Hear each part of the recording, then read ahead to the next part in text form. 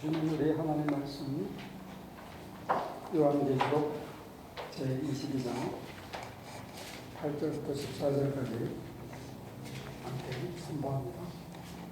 이 모든 것을 듣고 본 사람은 요한입니다. 내가 이 모든 것을 듣고 볼 때에 이것들을 내게 보여준 그 천사의 발 앞에 엎드려 경배하려고 했더니 그가 나에게 말하였습니다. 그렇게 하지 말아라. 나도 너와 너의 동료 예언자들과 이 책의 말씀을 지키는 사람들과 같은 종이다. 경배는 하나님께 드려라. 또 그가 나에게 말하였습니다. 때가 가까이 왔으니 이 책에 적힌 예언의 말씀을 공유하지 말아라. 이제는 불의를 행하는 자는 그대로 불의를 행하고 더러운 자는 그대로 더러운 채로 있어라. 의로운 사람은 그대로 의를 행하고 거룩한 사람은 그대로 거룩한 채로 있어라. 보라, 내가 곧 하겠다. 나는 각 사람에게 그 행위대로 갚아주려고 상을 가지고 간다. 나는 알파며 오메가며 곧 처음이며 마지막이요 시작이며 끝이다.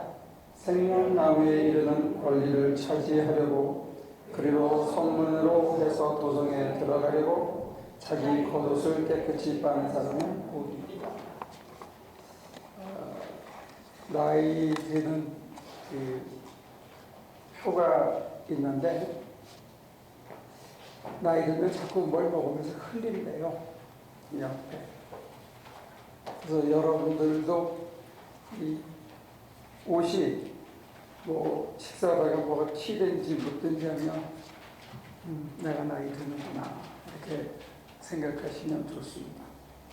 아무리 조심해서 뭘 하더라도 이렇게 살다 보면 때가 타고 또 잘 집에 가서 이렇게 옷걸이 잘 걸어서 또 입으려고 해도 사실 3번, 4번 그 이상 입고 다니기가 어렵거든요. 저희처럼 이제 이렇게 험한 일을 하는 경우에는 바닥을 한번 기고 오면 그렇게 탁탁 털어서 또 입기가 좀 그래요.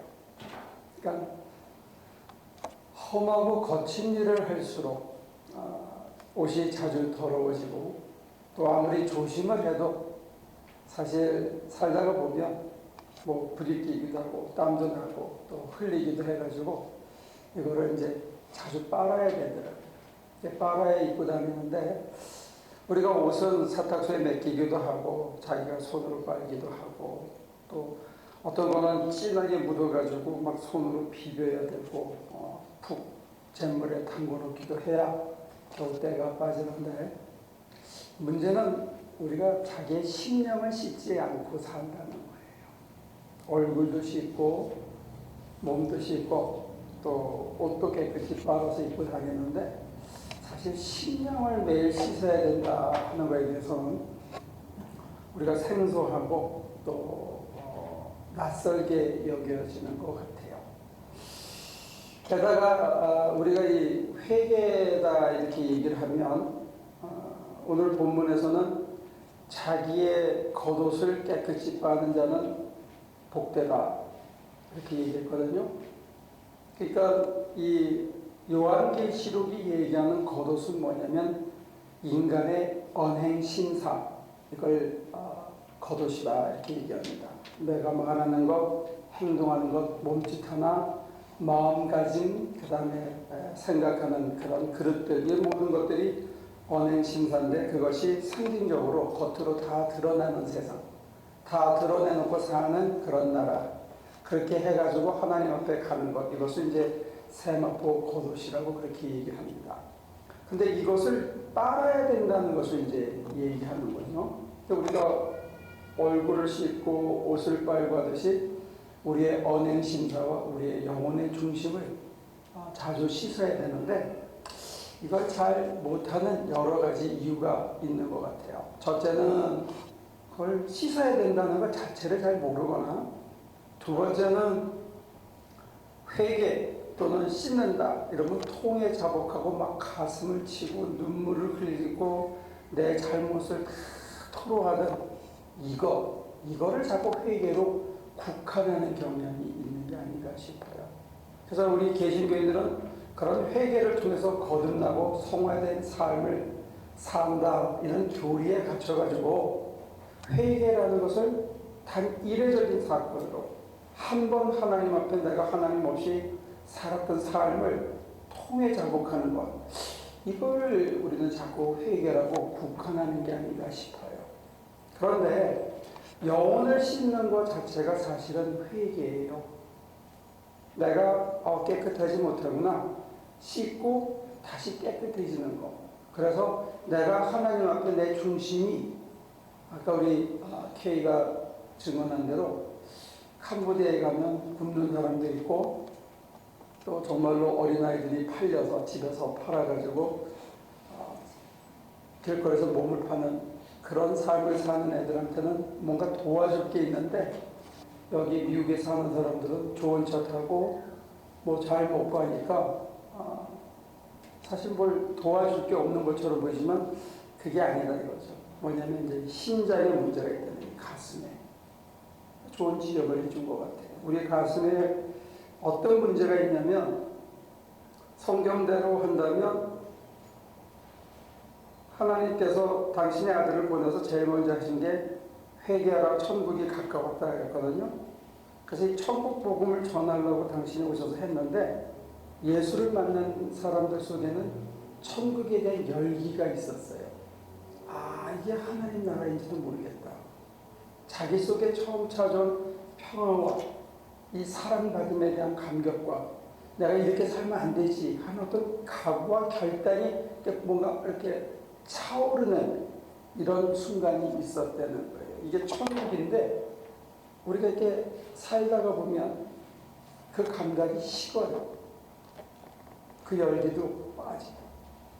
그래서 내가 내 심령을 살피면서 내 가슴이 왜 이렇게 식었지? 하고 깨닫고 내가 이러면 안 되는데 하는데 각오를 가지면서 그 가슴을 가지고 하나님 앞에 나와서, 하나님 내 마음이 이렇게 식었죠? 하나님 제가 왜 이렇게 됐죠? 죄송해요. 다시 내 마음의 문을 다시 한번 열어주세요. 이렇게 하는 것, 이게 사실은 회개예요. 회개는 하나님한테 드리는 거거든요. 우리는 회개를 하라고 하고 자기가 누구한테 잘못하고 분하고 무슨 미스컨덕트한 것, 이걸 자꾸 회개하려고 그러는데, 회개는 하나님한테 하는 거예요. 하나님을 향한 그 천국에 대해 열기가 식은 것, 이걸 회개하는 거예요.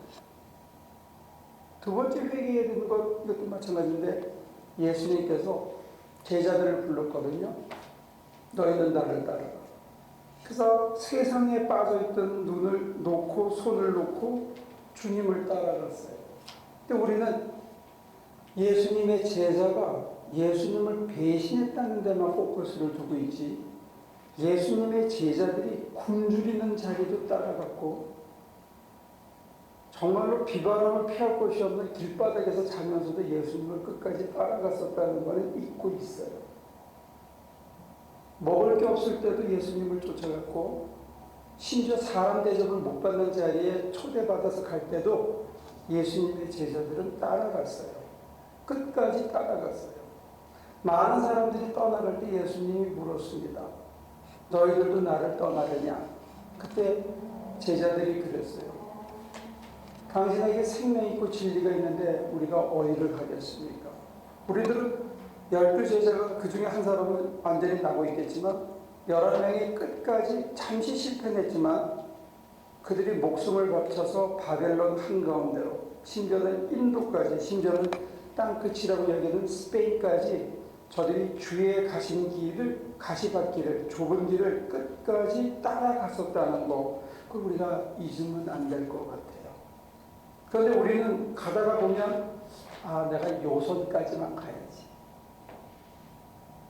내가 전도사는 하지 말아야지, 목사는, 선교사로는 난 못 가지, 이렇게 자꾸 금을 걷고 하나님에게 헌신하는 것도 내가 2박 3일까지만 헌신하고 일주일은 안 돼. 자기가 계획을 세우고 금을 걷고 주님 따라가는 길에 자기가 주인이 돼서 계획을 세우고 딱 그걸 회개해야 돼. 그런 자기의 마음을 털어놓고 하나님 내가 언제부턴가 주님 따르는 길, 내가 주인이 돼서 어느 선까지는 가겠다. 어떤 길로 가실 때만 내가 따라가겠다. 이런 사람으로 내가 변해버렸어요. 주님 죄송해요 하고 고백하는 것, 이게 회개거든요. 그래서 다시 한번 우리의 표대를 다시 세우는 거예요. 하나님과의 관계를 다시 정립하는 거예요. 하나님 앞에 내가 왜 주인이 되려고 했나. 내가 주인 돼서 살았던 삶의 결과가 이거였기 때문에 내가 주님 앞에 돌아왔는데 어느새 나도 모르게 내가 주인이 돼서 주님 앞에 흥정을 하고 주님 앞에 내가 주인 노릇을 하고 있구나. 주님 죄송해요. 이게 회개예요. 주님과의 관계를 재설정하는 것, 이게 회개예요. 예수님은 그렇게 얘기했거든요. 먼저 그의 의와 나라를 구하라. 근데 우리가 일하다 보면 하루가 정신없이 지나. 하루 지내다 보면 아이들이 화를 낼 때도 있고 섭섭하기도 하고 또 일에 치여가지고 손님들한테 언짢은 말도 뱉어내게. 근데 그런 속에서 우리는 뭘 잊어버렸느냐. 정말 내가 여기 왜 와서 무슨 일을 하고 있는지 그거를 잊어버리고 살 때가 있다. 그러면서 우리들은 뭘 잊어버리느냐. 먼저 그의 의와 나라를 구하라 그랬는데, 하나님의 영광을 구하라 그랬는데, 돈을 구하고 내 영광을 구하고 내 체면을 구하고 내 얼굴을 구하고 내가 사람들에게 좋은 사람으로 평가받기를 바라는 그 마음으로 내가 얼룩져 있는 것을 스스로 보게 돼요. 일하는 목적이 돈 벌기 위해서, 성공하기 위해서, 더 빨리 뭔지도 모르는데 그냥 휩쓸려서 정신없이 살아요. 비싼 차는 타고 비싼 집에서는 사는데 하트는 날아간 거예요. 하트에 담겼던 하나님의 영광과 내가 이제 하나님 위해서 좀 살아가야 되겠다. 하나님이 나를 위해 죽으신 것처럼 나도 한번 그래봐야 되겠다 했던 이 각오와 결단은 어디 간지 없어지는 거예요. 이걸 다시 회복하는 것, 이걸 다시 찾는 것, 이게 회개예요. 그런 의미에서 우리는 회개해야 되고 내 심장을 자주 씻어야 돼요. 우리의 심장이 얼룩지고 경팍해지고 화인을 맞은 자리까지 낙오될 수 있다는 거예요. 이거를 회개하지 않고 우리가 천국 가기를 기대하고 천국을 누릴 수 있다고 생각하는 것은 큰 오산인 것 같아요. 우리가 회개해야 되는 것은 이런 거예요. 주님께서 십자가를 지기 전에 아버지여 내 뜻대로 마시고 아버지의 뜻대로 하소서. 그럼 우리는 내 뜻을 내려놓는 거, 이게 회개예요. 이게 내 심장을 씻는 거예요. 내 뜻을 내려놓고 하나님께서 내게 가장 좋은 걸 주려고 우리들은 급하게 내 눈에 좋은 걸 이거를 이루려고 하는데 이건 과욕이에요. 하나님께서는 조금 느리더라도 나한테 제일 좋은 거, 여러 사람에게 모두 좋은 거, 그거를 주시기 위해서 기다리시고 이끌어가는데 우리는 나만 보이는 거예요. 눈앞의 것만 보이는 거예요. 그러니까 매일 우리가 뭘 저지르면 수순이 엇갈리는 거예요. 바둑의 순서가 중요하잖아요. 수순을 어떻게 하느냐에 따라서 대마를 살리기도 하고 죽이는 것처럼 우리가 하는 모든 일에 순서가 중요한데 우리들은 순서를 딛고 오는 수가 많아요. 그 이유는 뭐냐? 급해서 그래요. 하나님의 뜻을 묻지 않아서 그런 거예요. 그건 생활의 결과물인데 생활의 뿌리는 뭐냐? 내 뜻대로 살지 말고 주님이 나를 위해서 세우신 뜻이 뭔지를 찾아야 되는데 그걸 받아들여야 되는데 내 뜻을 내려놓아야 되는데 그분이 내 안에서 마음껏 역사하셔서 내게 가장 좋은 거를 기적을 일으키도록 해야 되는데 내가 주인이어서 내 뜻이 앞선 거예요. 내 욕심이 앞선 거예요. 내 계획이 앞선 거예요. 그러니까 자꾸 무리수를 두게 되는 거예요. 그게 결국 인생의 실패자로 남는 거예요. 기껏 모았던 것을 다 날리고 어느 순간 빈손이 돼버리는 거예요. 그러나 그때는 참 후회한데 더 좋은 걸 가질 수 있는 그들을 이루거든요. 우리들은 이것들을 끊임없이 회개하면서 주님이 네 아버지가 너희 아버지가 온전한 것 같이 너희도 온전하라 그랬거든. 예수 믿는 이유가 뭐냐면 너희 아버지가 온전하신 것 같이 너희 아버지의 거룩하심이 너희의 거룩한 성품이 되도록 하라 하셨다. 그럼 우리가 예수님을 닮아고 궁극적으로는 아버지이신 하나님의 품성을 닮아가야 되는 거예요. 아버지의 품성을 닮아가면 어떤 기적이 일어나느냐면, 아버지의 품성 중에 가장 창세기 1장 1절에서 얘기하신 건 뭐냐면, 혼돈과 흑암을 빛으로 바꾸시는 능력을 하나님은 갖고 계셔요. 하나님은 우리에게 그걸 주고 싶은 거예요. 저 혼돈의 땅, 쓰레기 더미에서 새로운 창조를 하고 싶어 하시는 거예요. 우리의 껍데기는 멀쩡해 보이는데 속은 쓰레기인데, 이걸 포기하지 않고 이 쓰레기가 변해서, 그 분뇨가 변해서, 분토가 다 변해서 정말로 내 안에 하나님을 담는 질그릇으로 변화시키기를 하나님이 원하십니다. 그러면 우리가 악한 상황을 만나도 우리 안에 하나님의 품성이 들어있다면, 창조의 능력이 있다면, 그것은 빛으로 만들기 위한 하나님의 재료일 뿐이래요. 내가 만나는 어떤 악한 환경도. 사실 지난 토요일 새벽에 잠깐 얘기했는데, 지난 한 주간 저한테 참 힘들었어요. 일을 하다가 이렇게 힘들어 본 적이 없어요. 그렇다고 해서 막 특별히 어려운 일을 한 것도 아니에요. 근데 정말로 왕초자 셋을 내리고 일을 하는데 뭘 시켜도 모르는 거예요. 야, 답답하네. 내가 가서 찾아다 줘야 돼. 날 도와주는 게 아니고 내가 걔들의 도우미가 됐어요. 야, 힘들더라고요. 월요일날 화가 나는 걸 억지로 참았어요. 그래서 물어봤어요. 너 왜 화가 난다고 그러지? 이상하다. 둘째 날도 반복해. 셋째 날쯤 돼서 마음을 가라앉히고 기도를 계속했죠. 지금까지는 어떤 의미에서는 그런 일이 왔을 때 그걸 소화하고 내 감정을 내려놓고 하나님 앞에 도움을 통해서 마음의 평정을 유지하는 것, 거기까지로 이렇게 생각하고 또 그 잔잔한 평화를 우리 식구들과 나눈 것을 지금 주어진 일이라고 생각했어요. 그런데 정말로 어려운 그 지경을 통해서 깨달음을 주시는 건 뭐냐면, 내 안에 임한 평화가 그들 속에도 임해서 그들도 평화로워져야 된다는 것, 이게 우리가 하나님이 우리 속에 원하시는 것이 아닌가 하는 깨달음.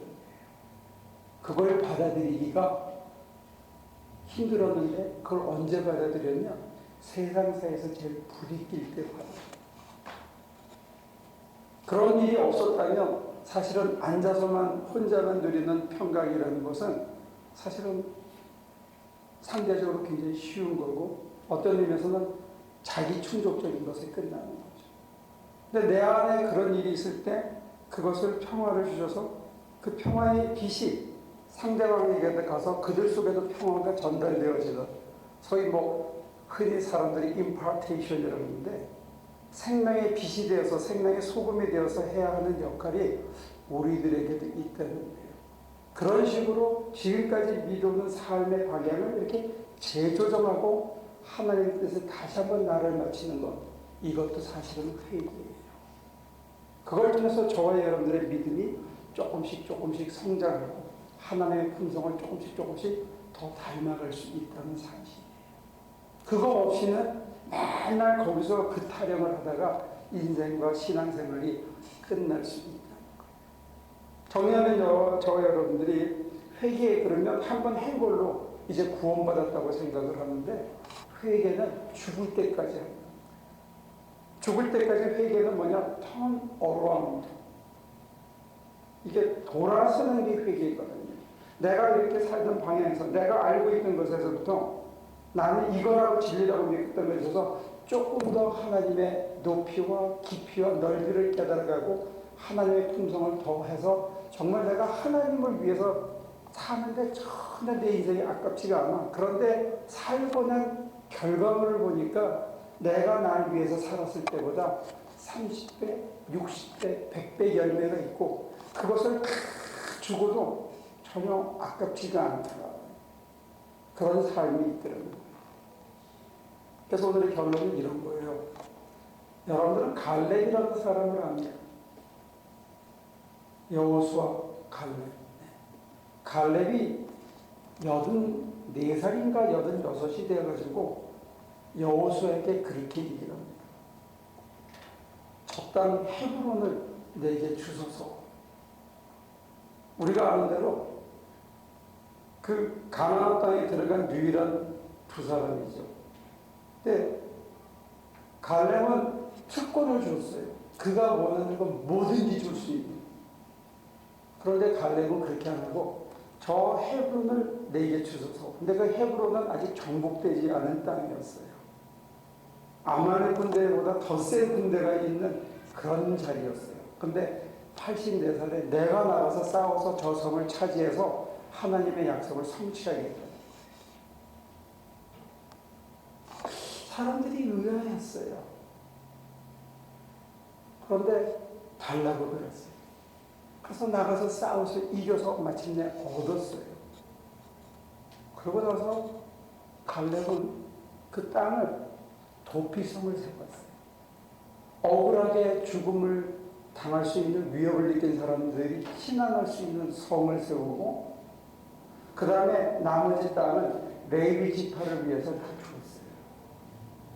그리고 갈렙은 자기는 밭을 자손들을 위해서 아주 작은 밭을 먹고 살 수 있는 겨우 이런 것을 보이면서 정말로 신앙의 길이 무엇인지 어디까지 가서 어떻게 신앙의 끝이 열매가 맺어야 되는지 그는 늘 여호수아의 뒤에 그늘에서 여호수아가 드러나도록 백업한 사람이에요.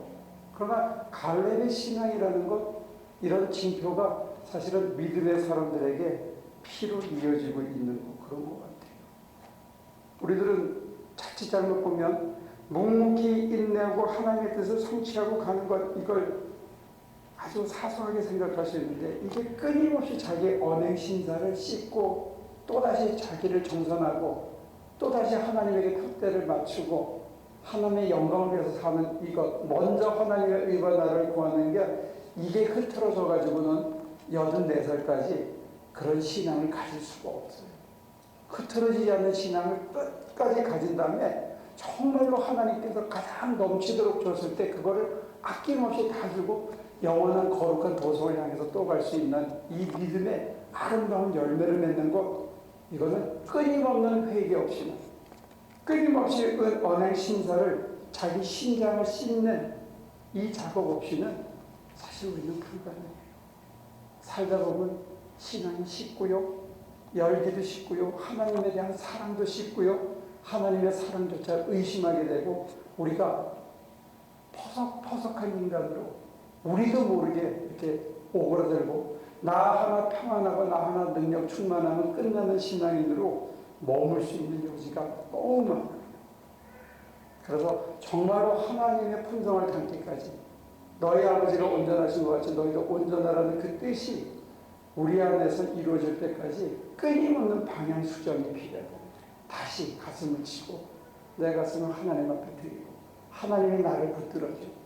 그거가 가장 큰 심각한 죄지 그 외 다른 미스컨덕트는 거기에 비하면 이거는 문제거리도 되지 않는 거 가지고 붙들고 늘어진 거고 그걸 붙들고 늘어지기 때문에 우리는 가장 중요한 걸 잃어버리고 산다는 사실.